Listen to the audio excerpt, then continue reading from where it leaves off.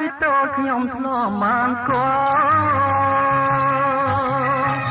ខ្ញុំធ្លាប់បានយល់ក្រុងបាត់ដំប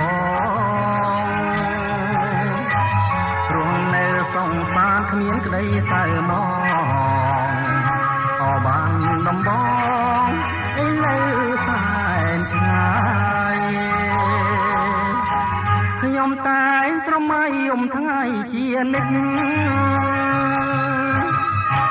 មិនភ្លេចអនុស្សាវរីយ៍ទាំងឡាយបន្លែងធ្លាប់លេងប្រឡែងពីកាយជាង10ឆ្នាំផ្លាយអូនពេញក្រមុំអនុស្សាវរីយ៍មកដល់មរីសព្រាមបានគូថ្មចំណាំថាអូននឹងបងដល់ពេញវ័យធំសូមពុកម៉ែផ្សំគុំជាគូក្រងឥឡូវបើវាយបងចាំតែឈ្មោះតែរួមសម្រងព្រលឹងនាងបងតើត្រង់យ៉ាងណាដែរទៅនួនល្អអបានដំបងគូក្រងខ្ញុំនៅឯណា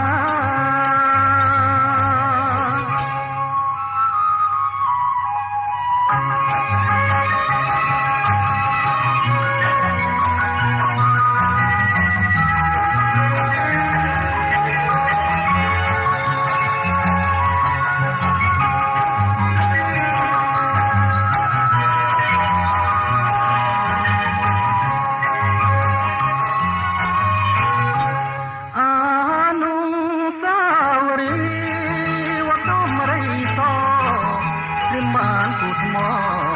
ចំណាំថាអូននឹងបងដល់ពេញវ័យធំសូមពុកម៉ែផ្សំគុំជាគូក្រងឥឡូវបើវាយបងចាំតែឈ្មោះតែរូបសម្រងព្រលឹងមាសបង